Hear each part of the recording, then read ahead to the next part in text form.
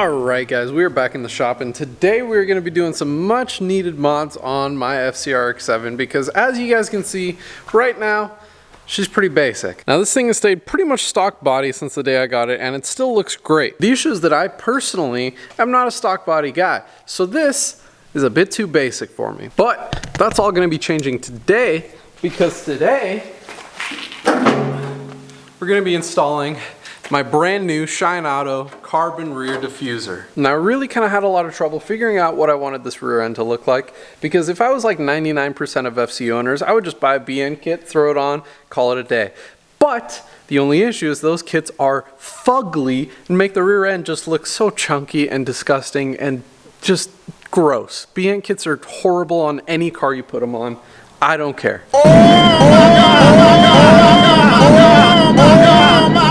Not to mention that the entire point of this build is functionality and performance, which is something the BN kit really doesn't give us, and I'm kind of trying to model this thing after some cars that are a little bit above my pay grade. So instead of thinking about these mods as a body kit, I kind of have to start thinking about them as an aero package. So the diffuser that I got is made by Shine Auto. This thing is basically just a replica of the Rx7 diffuser for the Rx7. As you guys can see, I pretty much just got the basic kit, except for I did add in the blades for the center of the diffuser. There are also vortex generators that you can buy for them. I might get them later, but honestly, I kind of ran out of money. So I'm going to go ahead and throw the car in there, and then we'll see exactly what it's going to take for us to throw this diffuser onto the car. So I'm going to start off by installing the two rear spats that are going to be holding the diffuser to the back of the car. These things are going to be secured with 3 bolts just going straight through the sheet metal, which means I'm going to have to start drilling. So I'm just going to tape this thing on right quick, just so I can get a feel for what it looks like and where it's going to want to live. And then you can take a look at our work and see how good this is going to look. And oh my god, I think I've got a race car. Now that I'm happy with where this thing is and the fit of it, it's time to start marking some holes and maybe drilling some holes. And that's the scary part because drilling holes in carbon it's not fun. Luckily they already marked where the holes are supposed to go, so I can just drill a little baby bit just to get a nice little pilot going, and then I'll do the same in the back, and then I'm going to put tape on these guys just to make sure that I don't rip any of the clear out when I go all the way through with the drill bit.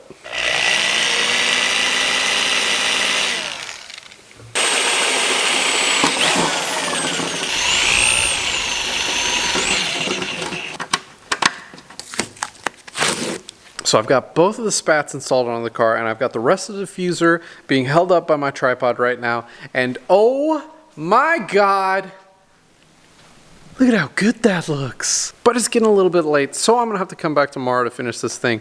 But you guys won't have to wait because that's gonna be... Alright, it is the next day. I just got done taking my friend to the airport, so I have to take the truck back to the shop. That being said, my house is on the way, which means that I can probably go pick up my brand new Turbo 2 hood for my Rx7 that just happens to be in my house. So we might be getting 2 body modifications this episode, which is going to be super cool. I'm going to go ahead and get to my house, load the hood up, and then we'll get on the way to the shop and finish up the diffuser and throw that hood on. So we've got the big old girl in the driveway, and you guys can see my brand new pieces. I've got my hood and my spoiler, and I got my baby blanket so I can throw them in the truck, not mess them up. So let's get to the shop.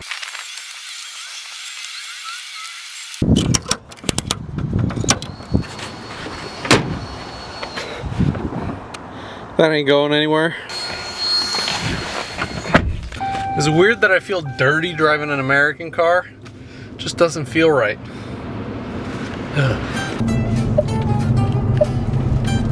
Yes, sir. I'd say that's a secure load. That ain't going nowhere.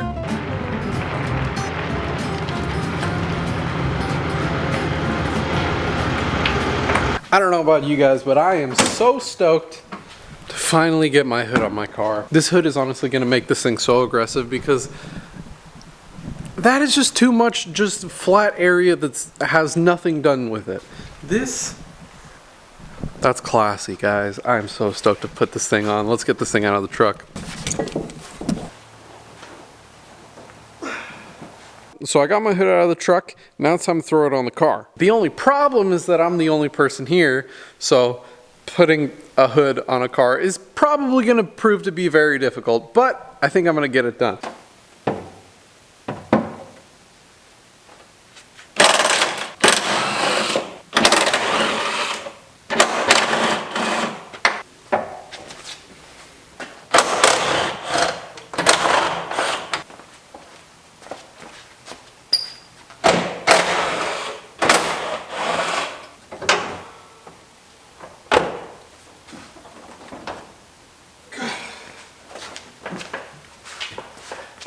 So that was surprisingly not bad.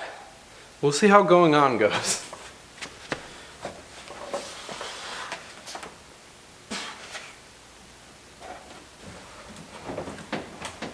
So that's somewhat in place. I don't know how I'm going to bolt it on.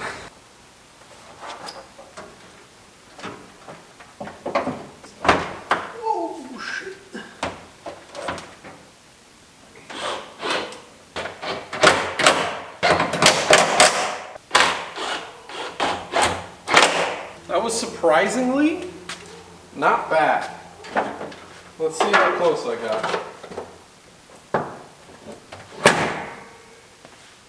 So it took a good amount of adjustment, but we got the Turbo 2 hood on the Rx7 and it looks so good. All of the gaps are just perfect. It's like exactly what you would expect with just bolting on a factory part, which is exactly what this is. And it's so, oh my God, it looks so much better. Look at how aggressive this hood scoop looks. And my favorite part about it is the fact that it's slightly offset. If you look, it is slightly moved over to the driver's side, what would normally be the passenger side in Japan. For some reason, there's just something about asymmetrical design that I just love on cars. That's why I love the Eclipse with the single hood bump on the left side and the IS300 with the one sticker on the one side. It's so cool. So we can go ahead and jump back into mounting the rear diffuser and hopefully finishing that off. I don't know if I'm going to get the brackets done today, but we'll get as far as we can. So I'm starting out by using tape to mark both the center line of the car and the center line of the diffuser so that I can make sure that they line up by the time that I'm done with all of this. Then I tape the diffuser up and make sure that it is completely centered. I've got the front being held on by the tripod. Then I have to start the long process of taking it off every single time I want to drill a single bolt hole. So I have to mark it, take it off, drill the hole, put it back on, mark the next hole, and just keep going like that one at a time until I've got all of my bolts on there. On the spats, I just took those guys off and used my calipers to mark about 12 to 15 millimeters from the edge for the bolt holes, and then got those drilled out. Now it's a super tedious process that is like actually super annoying, but if you want a diffuser that sits perfectly centered, it's kind of what you have to do. Alright, so at this point we have basically like halfway mounted the diffuser. We can see that we've got these mounts bolted up, we've got these mounts bolted up. On both sides, it is basically hanging on its own bolts. So there are some issues. Now if we look at the side profile of the diffuser, right about there, we're making contact with the body of the car. Right here is where the spare tire normally goes in FCs. So right there we're hitting the diffuser and it's kind of making us not necessarily be able to push it all the way up as far as it needs to go. So I'm gonna have to figure out some way of clearancing that so that we can get this thing up a little bit more. So what my thoughts are, since this guy still needs to go up quite a bit, I'm thinking I'm probably just gonna take a hammer to that little section and get it contoured basically the same way as the diffuser is, so that I can pull all of this stuff up and then build the actual hard mounts that are going to mount this up to the car, because just these are not going to be enough to actually hold this up. We're going to need to probably drop some brackets down from the frame rails and make sure that those get bolted up to the diffuser. So I'm going to take a look, because right back here is our spare tire. So I want to see how much room we have to maybe beat some of that sheet metal up a little bit. Honestly, I'm probably not going to keep the spare tire back here because it's a good amount of weight and it's probably not going to clear any brakes that I end up putting on this car. So this might just be a relic of the past that's going to be taken out of this car, and then we might be able to clean up the back a little bit better with like a nice piece of sheet metal that's just cut and welded in. for now, we'll take this guy out. This is kind of a cool little thing. They came with NK wheels as spares from the factory. This is like a Mazda factory NK wheel. So, let's take a look in here. We need to basically beat right around this section, and that's what needs to come up a little bit. So it looks like it's actually pushed down a little bit, which might actually work in our favor because we might not have to beat that much. Time to beat this chassis up a little bit.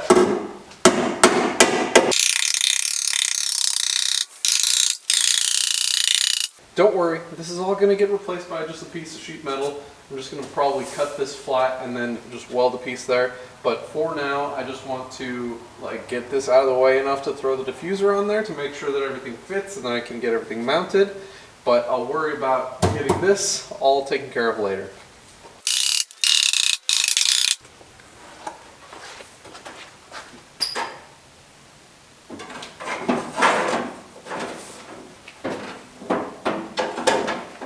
So I've got the entire diffuser hung under its own weight. It's completely centered, but now I have to build brackets so that it'll actually stay up and be somewhat stable. I'm probably going to do that in another video because this has honestly taken a long time. I've had to basically take the diffuser off every single time that I had to drill one hole for this thing.